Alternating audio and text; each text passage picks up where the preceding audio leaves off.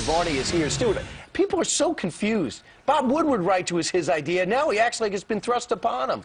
The president says if we cut 2.3% of spending, if we cut $85 billion from a $3.6 trillion budget, Armageddon, as the Wall Street Journal says. He will inflict maximum pain on us, the taxpayer, and the economy if we go through with just a 2% But why doesn't he do something spending about it? See, this is, I think, what frustrates Americans right now.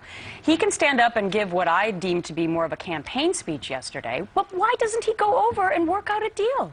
The president is interested in beating up on his Republican opponents. He's also wants to blame his Republican opponents for any recession that might come along. The economy is already slowing. He says, look, you have this sequester, you cut spending, and we will go into recession, and all of these good people will lose their jobs. He's avoiding blame for the failure of his own policies and trying to put that blame onto his Republican opponents.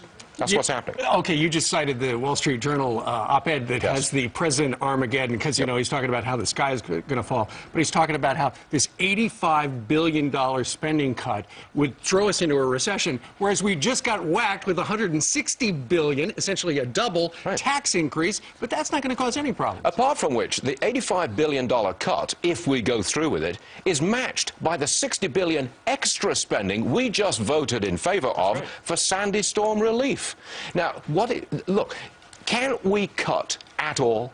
Is there no cut that we can make in a $3.6 trillion economy? We can't do that? What kind of message are we sending to the rating agencies who will downgrade us if we don't get a handle on our debt? How do you explain the market going up when the sequester seems inevitable? Because the market, the stock market, I think, believes that we need some spending cuts. We need to show that we can get a handle on our debt. And if we don't get a handle on our debt, we'll be downgraded. The market wants, I'm not saying the market wants spending cuts. The market wants us to get a grip. That's what it wants us to do. And in fact, if this were to go through, and on the op-ed page of the Wall Street Journal, they said if this is the only way that a spending cut's going to happen, so be it. Let it happen. It'll be good for the economy.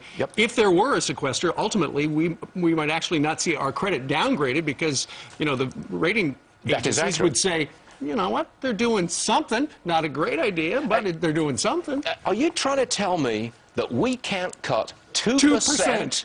Out of a $3.6 trillion economy without facing utter disaster? The interesting thing is this was supposed to be this big warning shot to the Republicans and Democrats. The Republicans didn't want the military cuts. The Democrats didn't want the social program cuts. You know, and apparently now that is going to be a good thing in the end. I think that's what's confusing the American public. The president wants to raise taxes on the rich, do not cut spending, and ignore the debt. That is his policy. He already got his tax increase. I don't know why he keeps going back for more. Stuart, we're going to watch you on Varney and Company today with the torso.